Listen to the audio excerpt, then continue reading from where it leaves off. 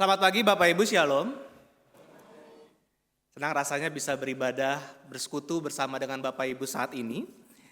Rasanya saya baru pertama kali hadir di tempat ini, izinkan saya memperkenalkan diri secara singkat saja. Tadi di awal sudah disebutkan nama saya Vincenzo Garuda Damara. Bapak Ibu, ada beberapa yang mempertanyakan ini sebetulnya nyebutnya apa gitu ya. Bahkan ada oma opa itu kadang-kadang kalau di gereja, Mas Vincent saya itu susah kalau sebut Vincent. Bolehkah kalau saya sebutnya Garuda gitu ya? Ya boleh sebut ayah Garuda. Soalnya ada yang sebut nama saya itu Vimenco Bapak Ibu gitu ya. Ya padahal ya memang Vincent seperti itu. Ya Bapak Ibu saya ya sedikit latar belakang, saya ada keturunan Jawanya, ada Bataknya. Tapi memang pada saat saya menikah gitu ya, istri saya ada di situ. Kami menggunakan saya dikaruniai satu nama di belakang menjadi ada marganya dengan menggunakan adat Batak ya. Nah Bapak Ibu kami sudah dikaruniai satu anak, saat ini tidak bisa hadir bersama-sama dengan kami di sini. Nah Bapak Ibu saya juga dipercaya oleh Tuhan untuk melayani jemaatnya di GKI Buaran. Ada yang pernah mendengar GKI Buaran di mana? Ya. Tuh rasanya di mana gitu ya, kok kayaknya jauh sekali. Padahal tidak Bapak Ibu. GKI Buaran itu di timur, Jakarta Timur.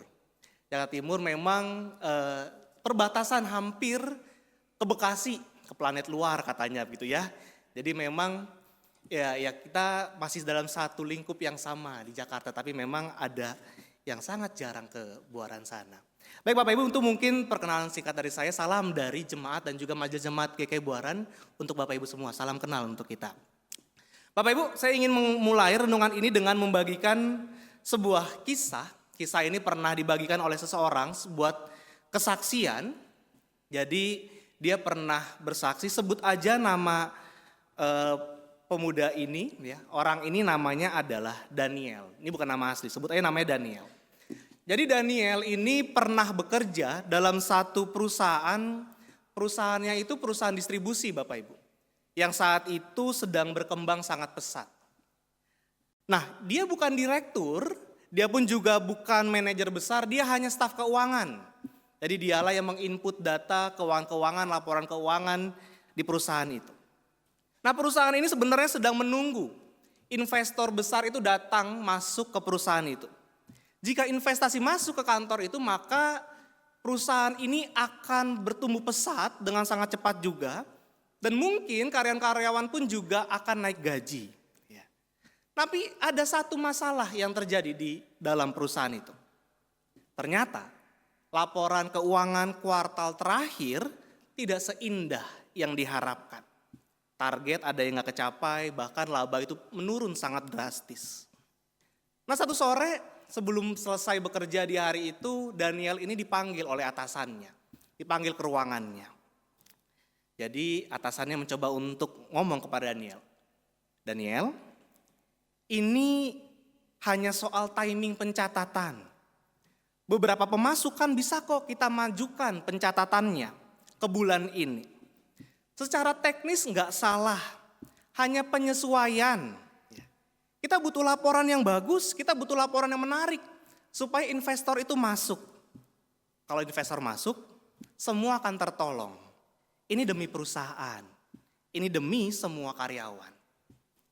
Bapak Ibu kalimat itu terdengar baik ya, nggak ada kata-kata bohong, nggak ada kata-kata korupsi, yang ada hanya kata penyesuaian. Nah Daniel pulang dengan kepala yang penuh pergumulan saat itu, dan dia mengerti bahwa atasannya itu meminta Daniel untuk memanipulasi data. Ini menjadi pergumulan besar bagi Daniel. Satu sisi dia tahu Bapak Ibu ya, kalau jika investor itu batal masuk, bisa jadi ada pengurangan karyawan. Bahkan lebih pahitnya lagi, mungkin bisa aja Daniel yang akan keluar dari perusahaan itu. Di satu sisi dia mengingat istrinya itu sedang hamil. Istri sedang mengandung itu membutuhkan beberapa juga Bapak Ibu materi dan yang lainnya itu ya, untuk ngecek dan yang lainnya. Nah ini membuat diri semakin kepikiran tentang apa yang diucapkan oleh atasannya. Ternyata godaan itu bukan hanya soal serakah Bapak Ibu. Godaan itu kadang-kadang dibungkus dengan frasa halus.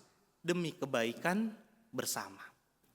Nah, keesokan harinya Daniel masuk kerja, lalu dia membuka laptopnya, dia membuka juga laporan keuangan, dia mulai memasukkan data keuangan bulan depan yang harus dimasukkan untuk bulan depan dimasukkan ke bulan ini, tinggal di save. Tapi pada saat dia mau nge-save data itu, dia keinget dengan omongan bapaknya. Kalau kamu tidak tenang melakukan segala sesuatu, dan kamu tidak bisa mendoakan apa yang kamu lakukan, jangan lakukan itu.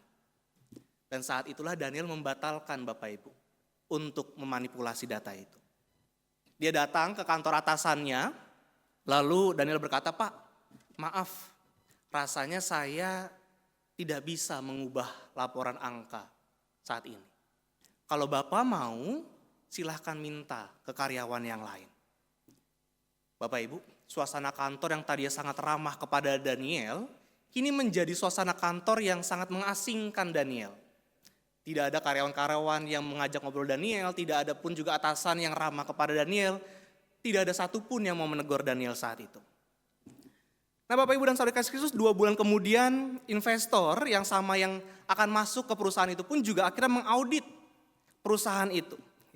Sebelum dana itu ditanam ke perusahaan itu.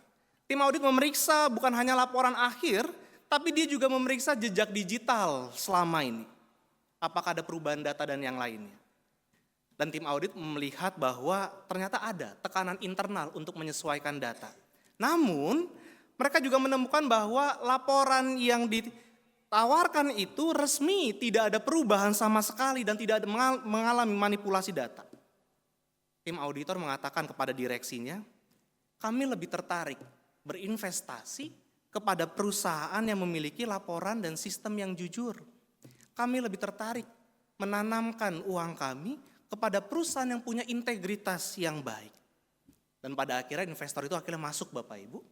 Dan pada akhirnya juga terjadi restrukturisasi manajemen yang pada akhirnya Daniel pun naik jabatan menjadi posisi pengawas internal karena dia dikenal sebagai orang yang jujur dan juga memiliki integritas. Dari yang tadi Daniel sangat takut, cemas, khawatir bagaimana kalau tidak mengikuti omongan atasannya, mungkin dia bisa keluar dari perusahaan itu, sekarang justru dia malah naik jabatan. Bapak Ibu dan Saudara kasih Kristus, boleh tolong tampilkan slide-nya ya.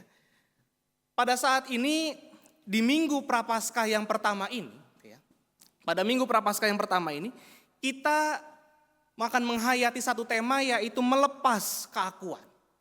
Dan ternyata, ya, pada saat kita membicarakan keakuan itu adalah yang ada dalam diri manusia dan manusia itu menginginkan segalanya. Manusia pada dasarnya adalah mengharapkan banyak hal. Manusia pada dasarnya mendambakan segalanya.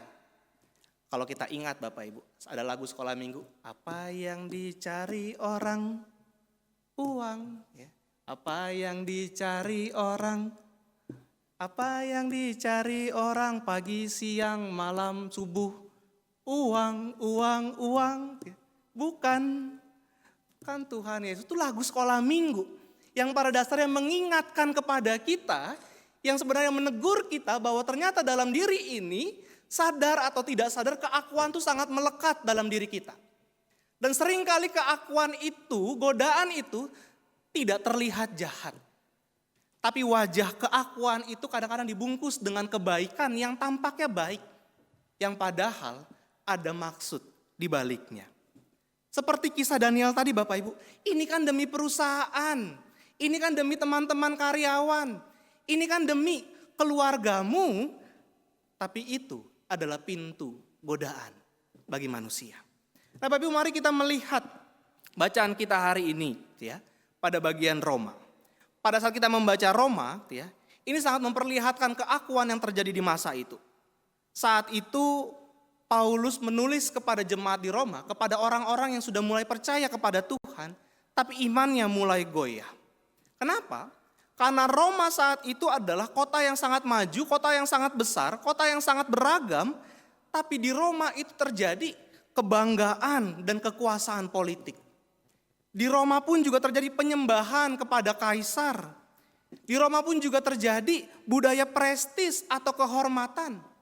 Di Roma juga terjadi Bapak Ibu, pada saat itu terjadi klasifikasi sosial. Ada yang kategorinya budak, ada yang kategorinya warga biasa, ada yang kategorinya orang elit. Dan identitas manusia ditentukan dari seberapa banyak yang dia miliki dan yang ada pada dirinya. Nah Bapak Ibu, di tengah kondisi seperti ini Paulus melihat jemaat Tuhan ini perlu dikuatkan. Mereka mulai mempertanyakan, sebenarnya kita itu harus mengikuti iman atau kaisar. Sebenarnya kita ini yang mulai percaya kepada Tuhan harus mengikuti hukum Taurat atau kepada dunia yang perlu kita lihat di sekitar kita. Dan bukankah pada saat ini masalah utama manusia ternyata bukan status sosial Bapak Ibu. Masalah utama manusia bukan etnis. Masalah utama manusia bukan politik. Masalah utama manusia adalah hati yang cenderung menempatkan diri sebagai pusat dari segalanya. Bukankah masalah kita adalah susah mengontrol hati kita sendiri? Ya. Bapak Ibu sebelum melihat lebih jauh, mari kita berhenti sejenak dan juga merefleksikan diri. Bukankah diri ini kadang kita juga hidup dalam budaya keakuan? Kita seringkali menunjukkan citra yang baik atau pencitraan itu sendiri. Ya. Paulus pada saat melihat jemaat Roma ingin memperlihatkan citra yang baik. Dan keakuan itu pun juga bentuk-bentuknya sangat halus dalam diri kita. Bagaimana ya supaya saya ini tetap terlihat baik di mata orang? Bagaimana ya supaya saya ini tidak dirugikan oleh orang lain? Bagaimana ya supaya posisi saya ini aman baik dalam pekerjaan, baik dalam pelayanan dan yang lainnya? Bagaimana ya supaya saya ini dihargai oleh orang lain? Bapak Ibu, kita perlu hati-hati pada hati kita. Ya. Kita perlu hati-hati dengan segala yang kita tanam dalam hati kita. Mari kita koreksi lagi. Mari kita refleksikan lagi diri ini. Pertanyaan selanjutnya adalah bagaimana caranya mengikis keakuan dalam diri kita ini. Mari kita lihat bacaan Injil yang tadi kita baca bersama. Pada saat kita membaca Injil Bapak Ibu, kita melihat kisah Yesus yang saat itu dicobai di padang gurun. Jadi setelah 40 hari Yesus berpuasa, Yesus itu dibawa oleh Roh padang gurun dan dia kondisinya sangat amat lapar. Oleh karena itu godaan pertama adalah, jika engkau anak Allah, perintahkanlah batu-batu ini menjadi roti. Ini sangat wajar Bapak Ibu. Salah satu kebutuhan dasar manusia adalah makanan. Kebutuhan manusia adalah makanan dan Yesus saat itu sangat butuh makan. Dan iblis tahu, Yesus lapar dan mintanya ubahlah batu ini menjadi roti. Persoalannya adalah apakah Yesus menggunakan kuasanya untuk kepentingan diri dan itu Yesus tidak melakukannya. Nah disinilah Bapak Ibu, melepas keakuan berarti hidup itu bukan berpusat pada pemuasan diri saja, tetapi ketaatan kepada firman Tuhan. Yesus menjawab dengan tegas, manusia hidup bukan dari roti saja. Manusia pun juga hidup dari setiap firman yang keluar dari mulut Allah. Dan hari ini bentuknya pun juga bisa berbeda Bapak Ibu. Ketika kita punya kesempatan, ketika kita punya kuasa untuk mengambil keuntungan yang padahal bukan hak kita, apakah kita jadi mengambilnya? Ya. Ketika kita mengatur segala sesuatu supaya menguntungkan diri kita sendiri, apakah itu lahir dari memang diri kita atau sesuai dengan firman Tuhan? Mari kita refleksikan kembali. Melepas keakuan itu berarti hidup tidak berpusat untuk memuaskan segalanya ke diri kita sendiri. Ini yang pertama. Yang kedua adalah pada saat kita membaca godaan iblis yang kedua adalah iblis membawa Yesus ke bubungan bait Allah, ke atas bait Allah dan mengatakan jatuhkanlah dirimu ke bawah. Maka malaikat akan menatang engkau. Dengan kata lain, roh itu sedang mengatakan, buktikan siapa dirimu. Tunjukkan kuasamu. Buatlah semua orang itu kagum padamu. Bukankah ini juga yang ada dalam diri kita Bapak Ibu? Ya. Kita ingin diakui. Kita ingin dihargai. Kita ingin dilihat. Ya. Walaupun ada yang mengatakan, enggak saya sukanya menyendiri dan yang lainnya. Tapi secara naluri manusia itu senang kalau dihargai. Manusia itu senang kalau dibanggakan. Manusia itu senang kalau dipuji. Ya. Coba abis ini ngomong ke istrinya, cantik banget sih kamu. Ya. pasti senyum-senyum sendiri. Coba ngomong ke suaminya, ganteng banget kamu hari ini. Pasti juga senyum-senyum sendiri Bapak Ibu. Ya. Karena orang pada dasarnya itu senang dipuji, senang dihargai, senang disanjung. Dan pada saat ini pun kita diingatkan oleh firman Tuhan. Melepas keakuan berarti hidup bukan supaya kita diakui dan dihargai. Jangan pernah mencobai Tuhan. Karena semuanya sudah Tuhan yang atur. Semua kemuliaan hanya untuk Tuhan saja. Ini yang kedua Bapak Ibu. Cobaan ketiga adalah pada saat iblis menunjukkan semuanya itu, kerajaan dunia dan kemuliaannya ini. Dengan mengatakan semua ini kuberikan kepadamu jika engkau sujud menyembah aku. Ya. Ini adalah godaan jalan pintas Bapak Ibu. Ya. Allah berinkarnasi menjadi manusia, menjadi Yesus, dia harus setelah melalui puasa 40 hari, dia harus menjalani pelayanannya, jalan penderitaannya sampai pada akhirnya ujungnya adalah pada salib. Dan ini adalah jalan pintas yang ditawarkan oleh iblis. Semua itu akan kuberikan kepadamu asal engkau sujud menyembah aku. Hati-hati Bapak Ibu pada setiap jalan pintas yang ditawarkan, yang diperhadapkan dengan kita. Ya. Ada banyak banget jalan pintas di dunia ini. Kita ingin cepat berhasil. Kita ingin cepat sukses. Kita ingin cepat sekali aman secara finansial. Kita ingin cepat untuk dihormati.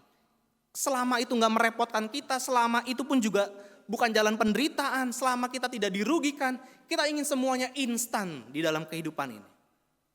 Hati-hati. Ya. Kalau ada jalan pintas di dalam dunia ini yang diperhadapkan pada kita. Tuhan Yesus pada saat itu berkata, engkau harus menyembah Tuhanmu dan hanya kepada Dialah engkau berbakti. Disinilah letak kunci melepaskan keakuan itu Bapak Ibu. Bukan saya yang menjadi pusat, tetapi Allah lah yang menjadi pusat.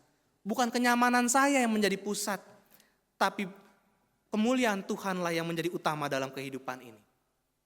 Bapak, Ibu, dan saudara kasih Kristus, ketika kita merenungkan pencobaan Yesus, ada 3 pencobaan ini, ketika kita melihat, kita bisa melihat bahwa pergumulan bukan sekadar roti, pergumulan bukan sekadar pembuktian diri. Pergumulan bukan sekedar kekuasaan. Intinya adalah siapa yang menjadi pusat kita? Allah atau diri kita sendiri. Godaan di padang gurun ini Bapak Ibu juga menyadarkan kita kepada setiap generasi. Kepada anak-anak. Ada keakuan dalam diri kita.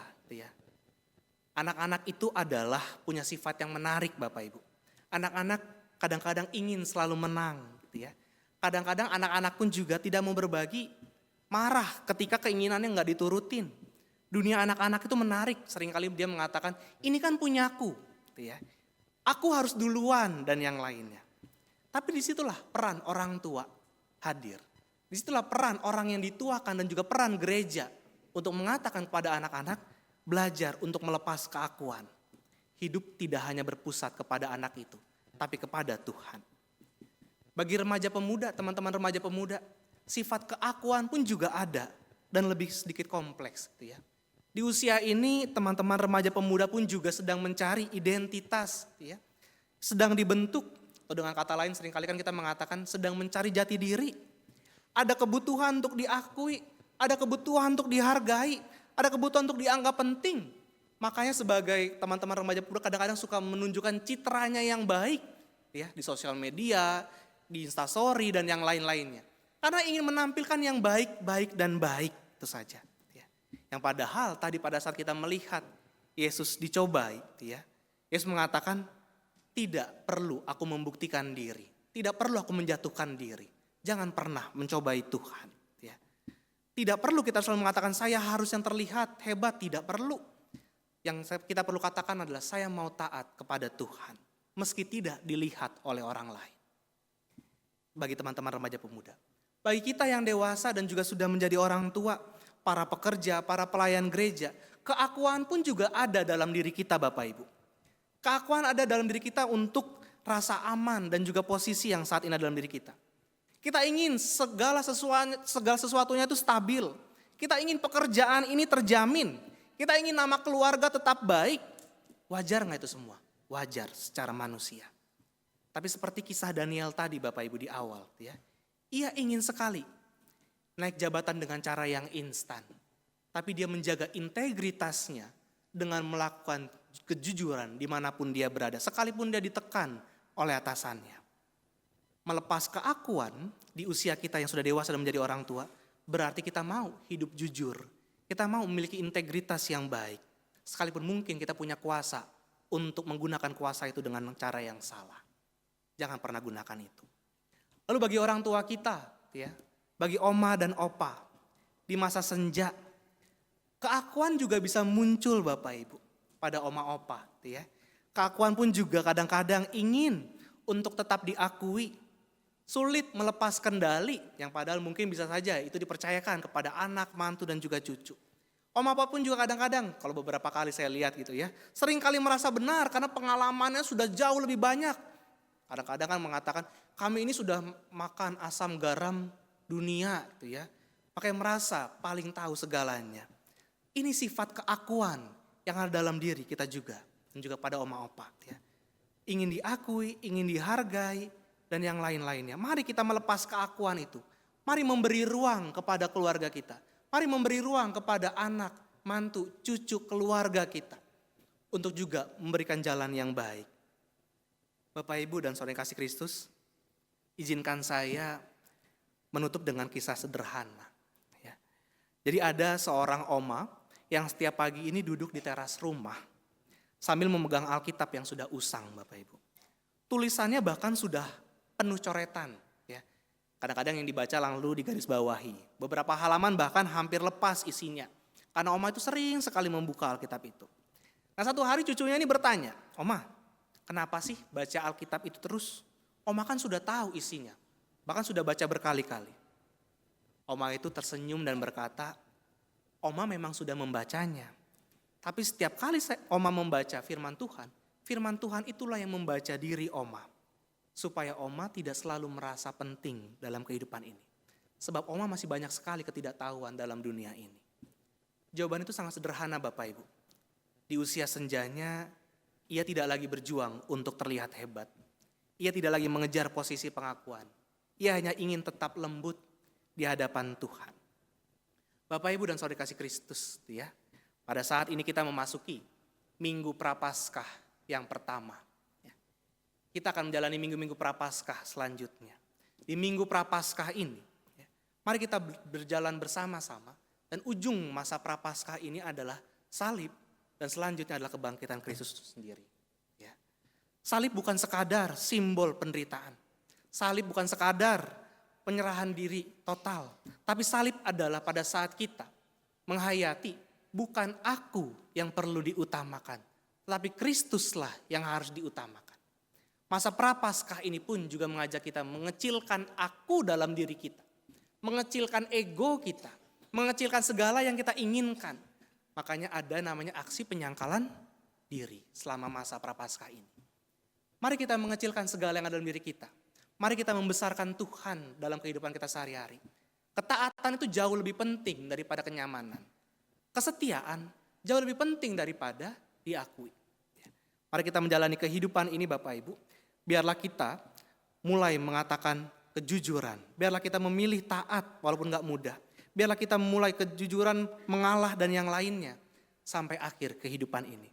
Kiranya kita berjalan dalam kehendak Tuhan. Tuhan menolong, Tuhan menyertai, dan Tuhan memberkati kita.